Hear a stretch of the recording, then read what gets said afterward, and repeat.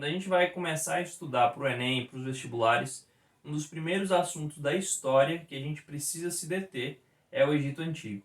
E na aula de hoje eu gostaria de falar um pouco sobre a cronologia do Egito Antigo, ou seja, a história política desse país. O Egito Antigo ele é dividido em três grandes impérios. A gente chama de o Império Antigo, período do Império Antigo, o período do Império Médio e o período do Império Novo.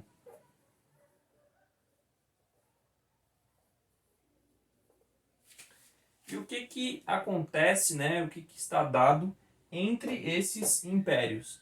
Nós vamos ter dois chamados períodos intermediários, tá bom, pessoal? Então, entre o Império Antigo e o Império Médio, nós vamos ter o primeiro período intermediário.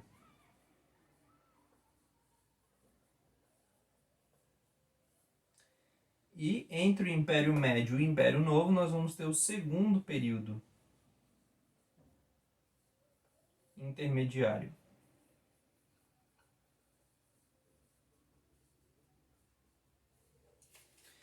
E quais são, então, os principais eventos ou os principais acontecimentos dentro desses períodos aqui? Bem, no Império Antigo, que vai do ano 2900 a.C. até o ano 2300 a.C., nós vamos ter as construções das pirâmides de Gizé, tá, pessoal? Gizé é uma cidade, tá, do Egito, que fica perto da capital Mênfis, né? Na época do Império Antigo, a capital do Egito era Mênfis. E aí Gizé era uma cidade próxima e que foram construídas, então, três pirâmides, cada uma por um faraó diferente, né? Faraó é o termo que a gente dá para o governante do Egito, ou seja, o rei do Egito. Esses faraós vão ser, então, o faraó Quéops, o faraó Quéfren e o faraó Miquerinos. Esses três faraós, então, eles vão justamente construir essas três pirâmides em Gizé. E o que seria uma pirâmide? Ou o que é uma pirâmide? A pirâmide ela é uma construção de tipo funerário, pessoal. Ou seja, ela seria o equivalente ao que hoje nós conhecemos como uma tumba, né? Uma tumba. Quando um ente querido nosso falece, essa pessoa é colocada dentro de um caixão e ela é depositada no cemitério em uma espécie de tumba ali. Essa tumba é fechada e fica uma lápide com o nome da pessoa, às vezes uma frase com a data de nascimento e de morte, né? E no Egito Antigo, o faraó, ou seja, o rei do Egito, ele tinha uma espécie de tumba especial para ele, que é justamente a pirâmide. A pirâmide, então, ela guarda o corpo dos faraós, né? Então, dentro da pirâmide, a gente vai encontrar um sarcófago. Veja aí agora na tela uma imagem de um sarcófago egípcio, onde você pode perceber justamente esse local que o faraó, ou o corpo do faraó, ficava repousando, já após ter sido mumificado. E esse sarcófago ficava dentro de uma câmara, ou seja, de um quarto funerário interno dentro da pirâmide. Após esse período que a gente chama de Primeiro Império ou Império Antigo, temos o primeiro período intermediário, que é quando a situação política do Egito se dissolve, ou seja, se desfaz, e nós temos um período agora de anarquia, ou seja, nós não temos um único faraó, um único soberano que governe toda a região do Egito, e sim pequenos chefes, pequenos príncipes, digamos assim, né? Pequenos poderes locais que vão dominar uma parte desse território, mas esse território vai perder a sua unidade. Nesse primeiro período intermediário, ele vai ser marcado, então, por guerras, né? Guerras internas. Essas guerras civis, né, elas vão deixar o Egito em um extremo caos, né, em um período de anarquia. Anarquia, né, caos. E uma coisa interessante que nós podemos notar na cultura, ou justamente na parte religiosa do Egito, que vem desse primeiro período intermediário aqui, é que com essa descentralização, né, com o fim de uma única figura soberana que seria o faraó, os ritos funerários, que eram os ritos justamente de mumificação e toda a parte religiosa que envolvia deixar bem sepultado aquela pessoa que faleceu, ela vai se popularizar. Então nós vamos ter uma popularização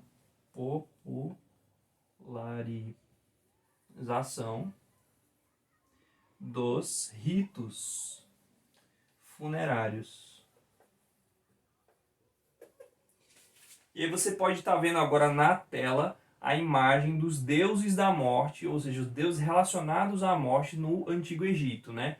Que eram os deuses Anubis, responsável por toda essa parte funerária da alma do morto que iria para o além, o deus Osíris, que seria o juiz, né? Seria aquele que presidiria aquela julgamento, né? Aquele julgamento em que o morto passaria para saber se ele foi justo ou não. E o deus justamente da destruição, o deus da guerra, o deus do caos, que é o deus Sete.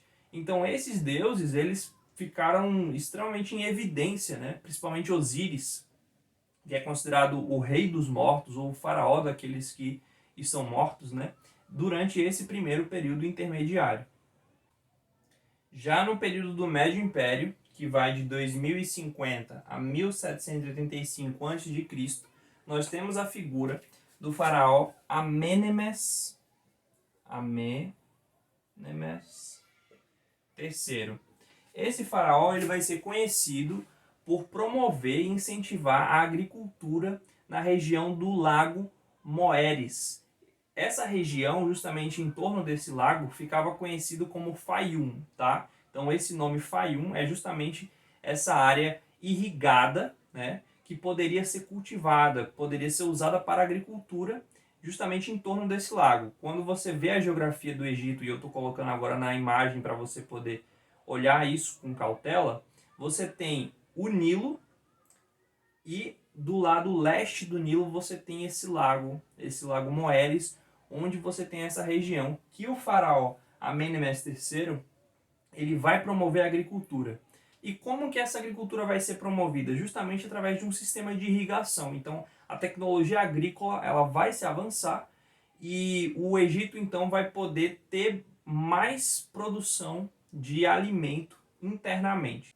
No segundo período intermediário, que é mais um período agora em que você não tem uma figura de um faraó central, nós vamos ter uma guerra que o Egito vai ter que enfrentar contra um povo semita estrangeiro vindo do leste e que ficou conhecido como Ixos. Tá? Esse nome, Ixos, vou aqui para vocês, ó, começa com H, Ixos, tá? Com C, C-S-O-S. Ele é um nome justamente que ficou conhecido das fontes gregas, das fontes egípcias, e que não corresponde exatamente ao nome que esse próprio povo se dava. Mas o que acontece é que esse povo semita, que vem aí da região do Oriente Próximo, ele vai, digamos assim, ocupar a região leste do delta. O rio Nilo ele nasce, né, lá no coração da África, né, no centro ali do continente africano, e ele vai descendo até ele desaguar no mar Mediterrâneo. Só que ele não deságua de uma vez, né? Ele se desmembra em vários outros rios menores, e esse desmembramento, esse leque, a gente dá o nome de delta. Então, o lado leste do delta, principalmente a cidade de Ávares, né, vai ser uma cidade e uma região ali dominada pelos Ixos. E os Ixos, então, eles vão entrar em guerra com os povos egípcios. E essa guerra, ela inicialmente vai favorecer os Ixos, porque eles teriam, então, tecnologia bélica a mais que os egípcios. Quais seriam essa tecnologia bélica? Seria justamente os cavalos e os carros, ou as carruagens, né?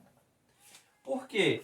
Porque justamente esse animal, o cavalo, ele não era conhecido ainda dos egípcios, né? Então esse animal era usado pelos povos semitas, mas os egípcios eles não dominavam ainda, digamos assim, toda a técnica para poder usar esse animal em guerra e tal. Então eles vão aprender, os egípcios, com os Ixos a ter esse controle sobre os cavalos. E a partir daí o Egito vai, digamos assim, incorporar essa nova tecnologia bélica, fazendo com que o Egito agora tenha mais um recurso quando ele for guerrear. E aí, quando os egípcios conseguem adquirir essa igualdade bélica perante os Ixos, aí sim eles vão conseguir expulsar esses estrangeiros que estavam invadindo o seu país. No último período da história do Egito independente, né, o período conhecido como Novo Império, que vai de 1580 a 1085 a.C., nós vamos ter o nome desses faraós aqui que eu destaquei para vocês. Alguns nomes que estão aqui, inclusive femininos, né, como por exemplo Nefertiti e Hatshepsut, né? Essas duas rainhas, essas duas soberanas do Egito, ficaram aí consagradas no nome dela na história, né? Justamente porque elas foram muito importantes, muito relevantes para a história do Egito Antigo. E isso é uma coisa até meio que paradoxal, contraditória, porque Hatshepsut, ela, apesar do nome dela ter chegado até nós, a gente saber quem foi ela, nas atas ali, na historiografia do próprio Egito Antigo, a memória dela tentou ser apagada, tentou ser riscada. Por quem? Pelo seu sucessor, Tutmés III, né? Tutmés III, ele era filho, né, do esposo de Hatshepsut, mas ele não era filho de Hatshepsut. Ou seja, Tutmés III, ele não tinha nenhuma relação de sangue com Hatshepsut. Na verdade, a única relação que ele tinha com ela é que ela era tia dele, porque o pai dele, Tutmés II, era ao mesmo tempo esposo, marido e irmão de Hatshepsut, né? Então ela era tia dele. Mas quando ele assume o poder, ele tenta riscar o nome da tia, que também era madrasta dele, né? Ela só deixou, no caso como descendência, uma princesa, né? E essa princesa não chegou ao trono. Quem chegou, no caso, foi Tutmés III, filho de uma outra relação amorosa do pai dele, né? Ou seja, o pai dele tinha uma concubina, uma segunda esposa, que foi a mãe dele. Mas Hatshepsut, o nome dela é interessante justamente porque ela construiu dois grandes obeliscos no templo de Karnak. Karnak é uma cidade que fica perto de Tebas. Na época aqui do Novo Império, a gente vai ver que a cidade de Tebas é uma cidade muito importante, né? Que fica ali na região do Alto Egito. Vocês podem ver aí na imagem, né, no mapa, que a região do Alto Egito é uma região mais do sul do Egito, uma região que faz fronteira ali com o que hoje nós conhecemos como Sudão, que na época se chamava Reino de Cush. E a região do Baixo Egito é a região que o Nilo já vai abrir ali o seu delta e vai desaguar no Mediterrâneo, que já é uma região ali de interação, digamos assim, marítima com outros povos ali do Oriente e do Mediterrâneo, certo? Amenófis III, né? Qual a importância desse rei aqui? Amenófis III, ele foi responsável por construir um templo também, ou seja, também por um destaque religioso, né? O templo de Luxor, que também fica perto da cidade de Tebas. Então, percebam aí uma grande importância, uma grande relevância do Alto Egito, né, no Novo Império, tá, pessoal?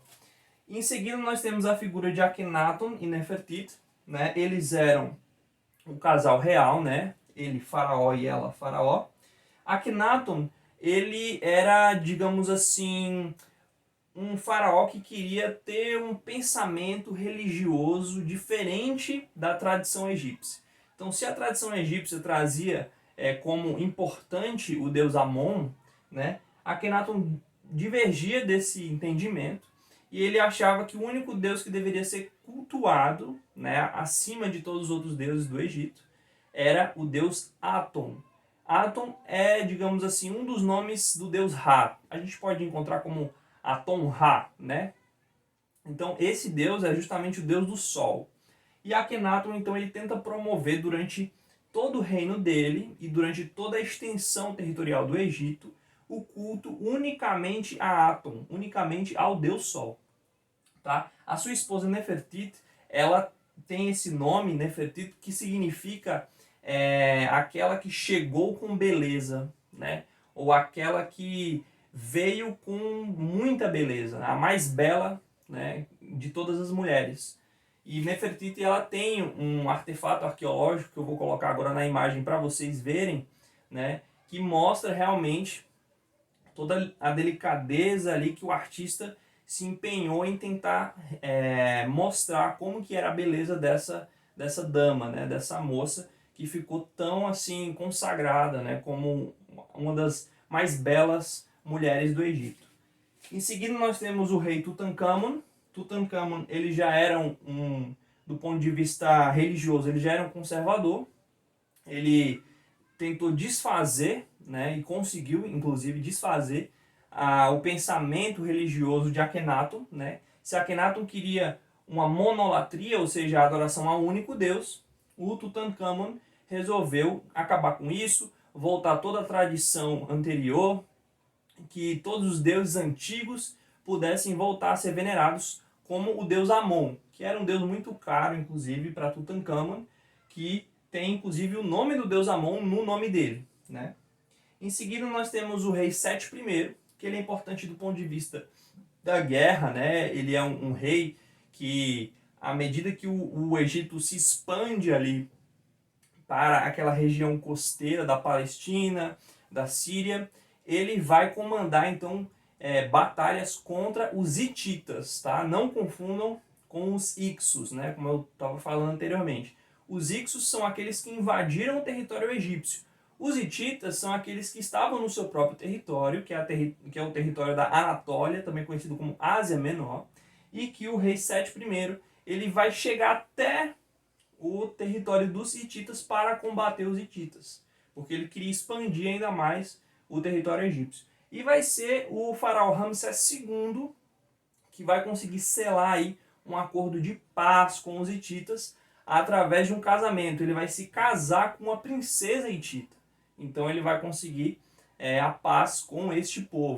Pessoal, para fechar então bem a história do Egito Antigo, nós temos que, depois dessas sucessões de impérios que tinham ali os seus períodos intermediários, que o poder se desfacelava, que o poder caía numa espécie de limbo ali, de uma anarquia, nós temos, por último, depois da queda do novo império, povos estrangeiros que vão dominar o Egito, como, por exemplo, os sudaneses. Hoje a gente conhece o país abaixo ali do Egito como Sudão, mas na época a gente poderia falar de dominação cuxita, porque esse reino que fica logo abaixo do Egito chamava-se de Cush. Então o reino de Cush, ele teve ali um período que ele dominou justamente o seu vizinho do norte, que era o Egito. Em seguida nós temos uma dominação dos assírios, né? Os assírios, que são um povo mesopotâmico, né, do norte da Mesopotâmia, que eram ali vizinhos, irmãos dos babilônicos. Então os assírios, quando eles vieram para a Palestina, destruíram o reino de Israel, chegaram até o Egito e também passaram um tempo dominando o Egito. Depois nós vamos ter uma dominação persa, tá? Aqui não é um R, é o P, né? Uma dominação persa, em que o rei Cambises II e depois o rei Artaxerxes III, ele vai chegar até o Egito e vai transformar o Egito em uma província do Império Aquemênida. Tá? Aquemênida é o nome da dinastia persa que dominou o Egito, né? Nessa época que eu estou comentando com vocês. E depois que o Alexandre o Grande, né, vai vencer os persas e vai criar um Império Macedônico, o Egito também vai cair sob a dominação dos macedônicos, que levavam consigo a cultura grega. E a gente entra já no período que a gente vai trabalhar mais para frente, que é o período greco-romano.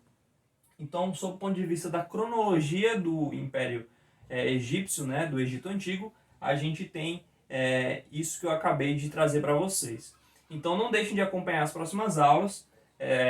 Quando a gente fala de Egito Antigo, só uma aula não dá conta, tá, pessoal? Então, vai ter uma segunda parte aí para a gente comentar outras dimensões do Egito, como a religião, a economia, a sociedade. Então não deixem de acompanhar, tá bom? Agradeço vocês por ter acompanhado até aqui deixe o seu like, deixe o seu comentário e mande esse vídeo para outros estudantes que precisam desse assunto para o seu Enem, para o seu vestibular, né, para conseguir ali acertar cada vez mais questões. Tá bom, pessoal? Valeu, um abraço.